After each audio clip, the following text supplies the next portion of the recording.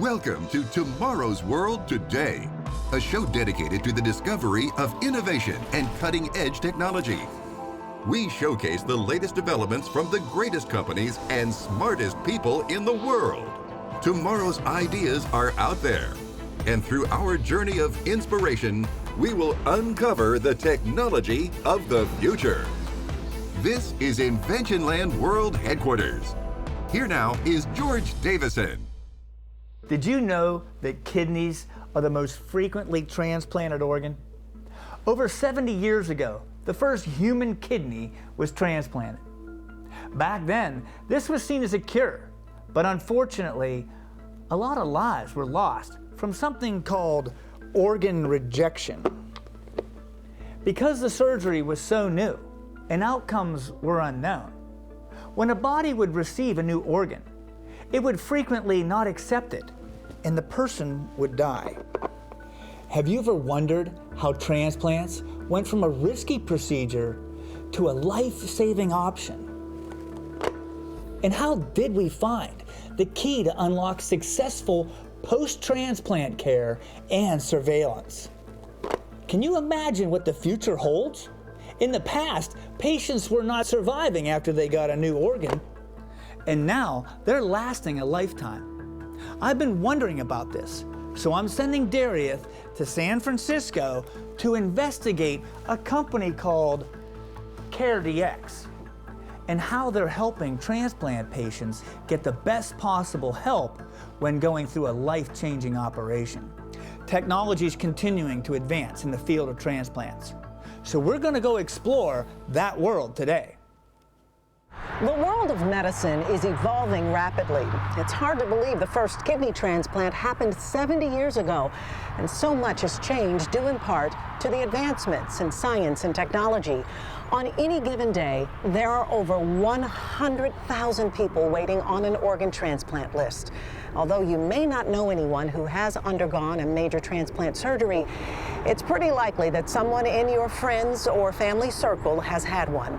I'm here at CareDx in Silicon Valley to dive deep into the world of transplant technology and to get a better understanding of how its progress has brought us to much higher success rates and greatly improved patient care.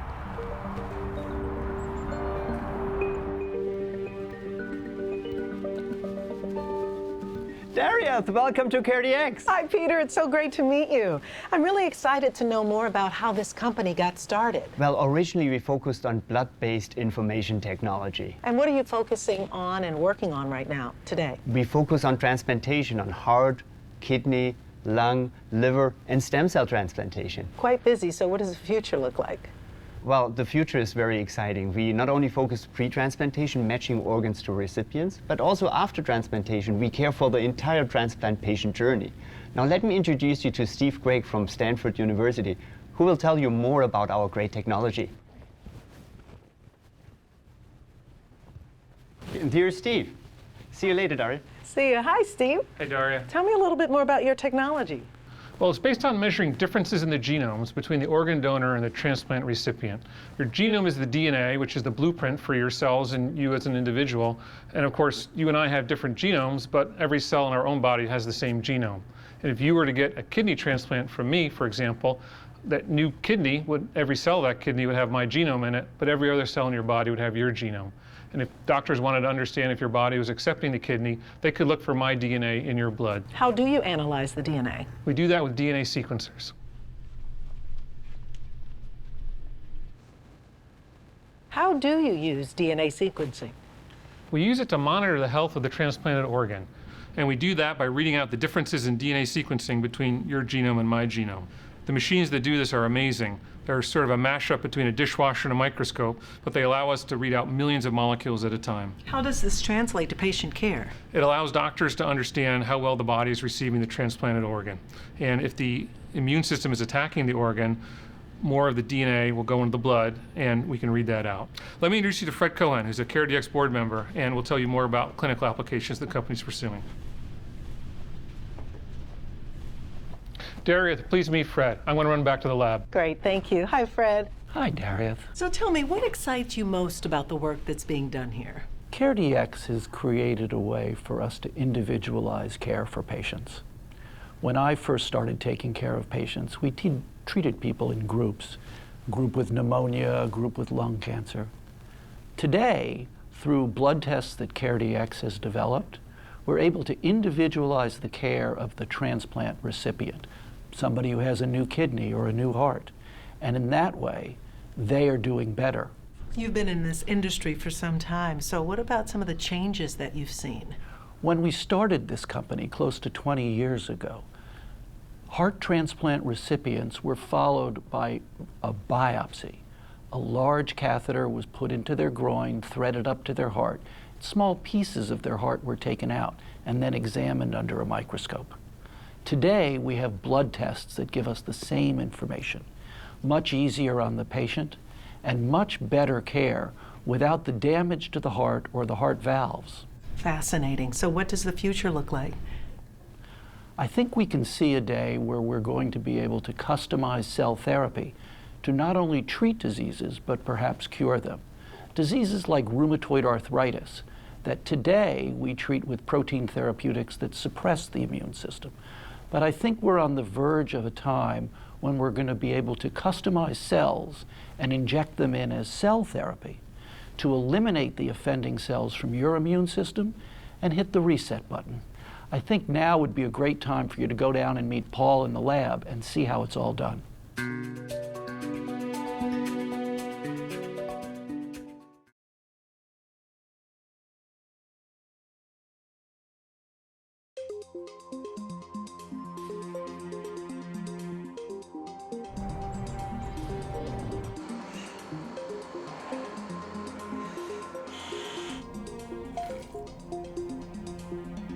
And this is where the samples come in from around the country. They arrive here at the laboratory. How are you acquiring the samples? So we ship a kit to the transplant recipient's home. A mobile phlebotomist comes, draws the blood, and ships it to us here. And then what are you doing here? So this is the accessioning process, where we're marrying the patient information with the blood sample and putting it into our laboratory information system. What are you looking for specifically? We're looking for the % donor-derived cell-free DNA. So it's the amount of DNA that's coming from the transplant recipient versus the donor. And then what happens next? So we take that DNA, we spin it down, we amplify it, barcode it, and sequence it and bring it into the rest of the laboratory. Let me show you the rest of the laboratory.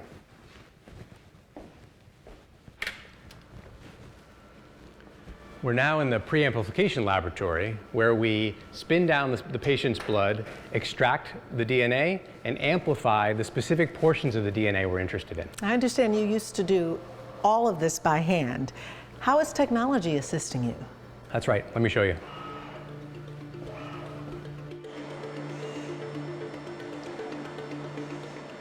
These are highly automated robots allowing 96 samples to be processed in parallel. So what is the robot doing? Right now, the robot is actually extracting the DNA. And because it's done in a highly reproducible fashion, it allows us to scale the process more easily. And how does this impact patients' results? So the robot, since it's doing the same thing every single time, allows for more accurate patient results, which actually allows us to provide those results faster. I'm interested in knowing more about patient care. Let me introduce you to CareDx's medical director, Sham Dalakia.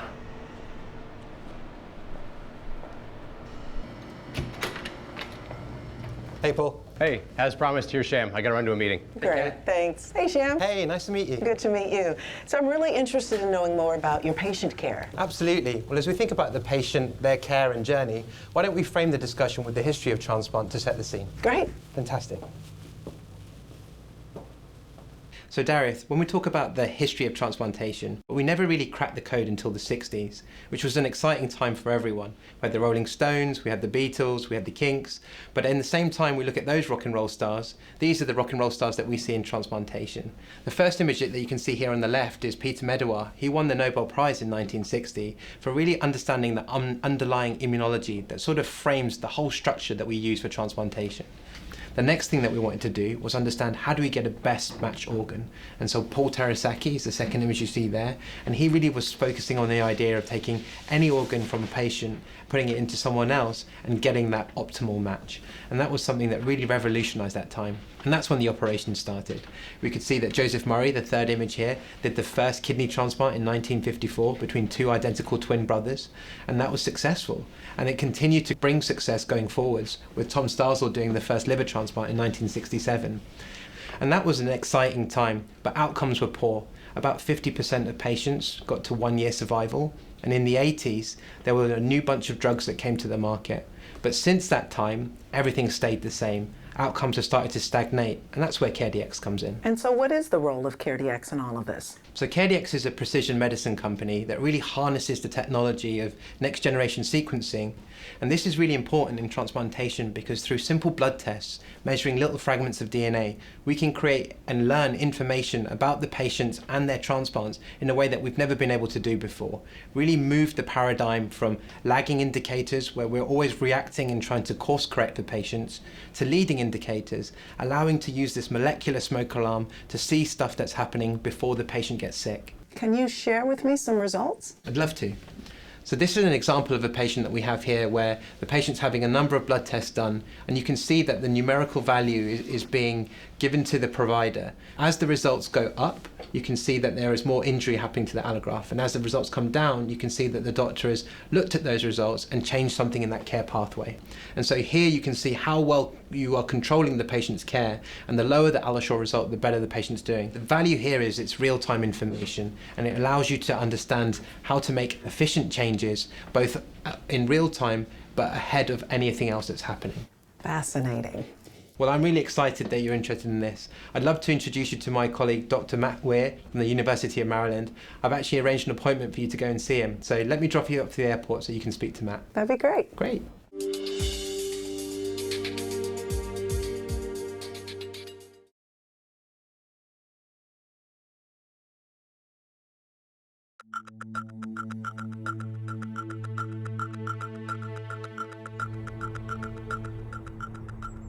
Dr. Weir, transplant patients are somewhat complex. Can you tell us why and share more? Sure. I mean, transplant patients literally are a unique situation. We need to alter their immune response in such a way that they will accept this new kidney and not lead to further injury. Can you tell us more about their current patient care? Well, the patient care involves a very careful delineation of the pros and cons of the amount of immunosuppression we give them. We want to give them enough so they don't reject their kidney, but we also don't want to give them too much immunosuppression, which could lead to the development of infections or possibly even cancers. How has advanced testing helped you care for patients? Advanced testing has really improved our opportunities to provide earlier, more sophisticated and precise opportunities to determine whether or not there is any kidney injury that is occurring. Let's talk about personalized care as well as predictive analytics.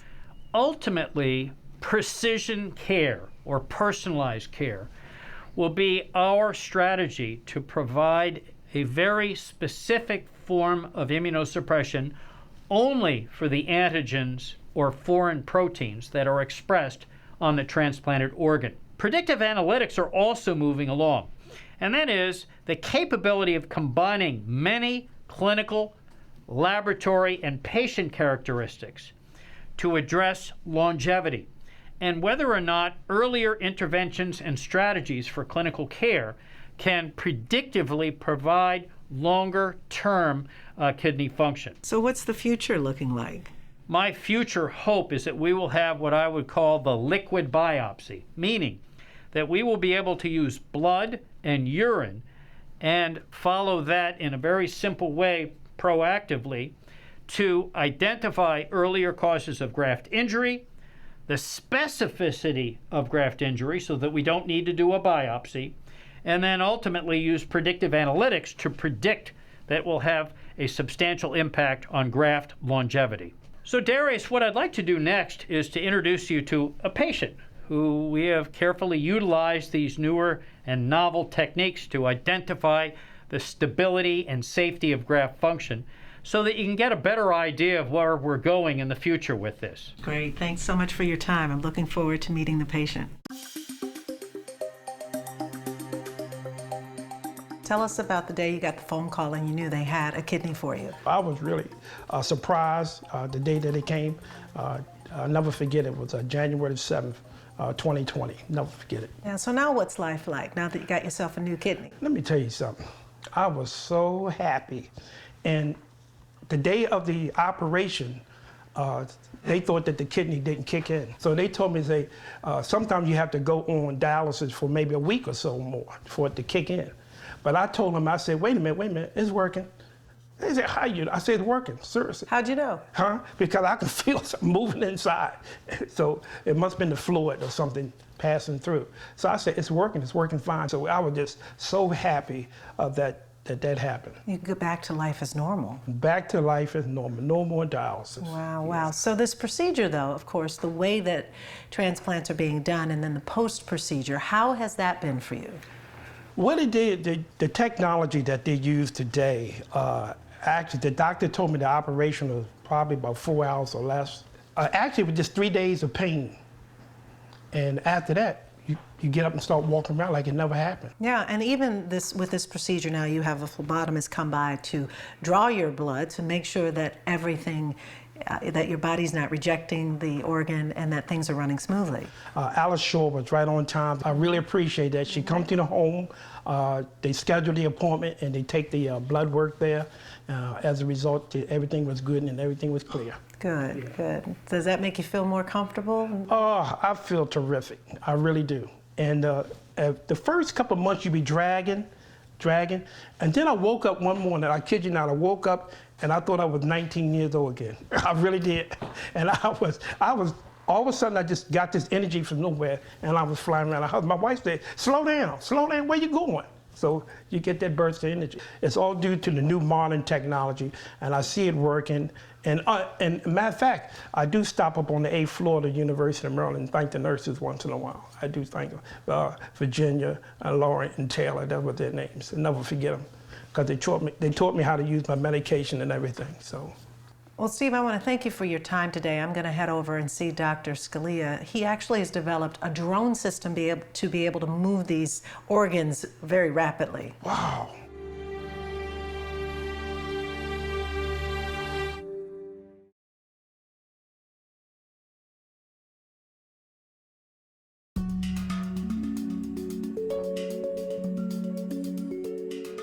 Hey, Dr. Scalia. Hi, Darius. How are you? I'm great, thank you. So tell me more about Mission Go and why you started the company. Well, we started Mission Go because as a transplant surgeon, I frequently encounter problems moving organs from one location to another. Sometimes it's so challenging we can't do the transplant at all. And I asked myself, is there a better way to do this? There's got to be a better way. We could use drone technology to move organs directly from one hospital to another, saving time and saving money. So tell me more about the technology and the process. Yeah, what you see here is a pretty sophisticated drone. This drone is capable of moving multiple organs from one hospital on demand to another, allowing us to minimize the time from explant to implant. The vision is that a transplant surgeon will remove a human organ at a donor hospital. And then once it's packaged and ready to go, we will place that organ in a specialized box and affix it to a sophisticated drone, just like this one. It'll then take off from the donor hospital, it'll land at the recipient hospital. We can track all the temperature, pressure, and vibration changes occurring to the organ during that time using our IT platform. How many organs can you get from a donor? One donor can save the lives of up to 8 people.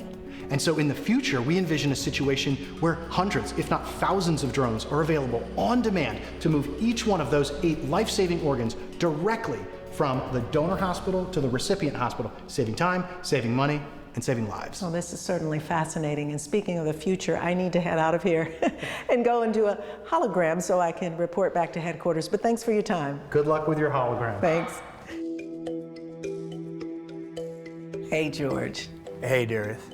Imagine not being able to go on vacation, having your life restricted to 3 4-hour dialysis sessions a week, and waiting more than 5 years on a transplant wait list for a kidney. That was life for Steve and 114,000 other hopeful patients. However, this company, CareDx, is redefining the process for better patient outcomes. I met with 5 innovators in Silicon Valley, all contributing their own unique expertise and advanced knowledge in the field of transplant. You know, transplant recipients used to endure frequent and even dangerous biopsies. With advancements in technology and state-of-the-art labs, CareDx has automated the process using robots that can get patient results to doctors faster so that doctors can make informed, educated decisions. Then in Baltimore, I met with the doctor who cared for Steve using AlloSure to continue to monitor his post-transplant care. And finally, I stepped into the future to look at new drone technology for transporting organs. Well, George, as you know, we both have strong ties to Pittsburgh, and you'll remember that I interviewed Dr. Thomas Starzl, one of the pioneers of transplant surgeries at UPMC, quite a few years ago. Well, I took it upon myself to order you a copy of Dr. Starzl's memoirs for your library and all your other items relating to great innovators. I'll see you soon. See you, Darius.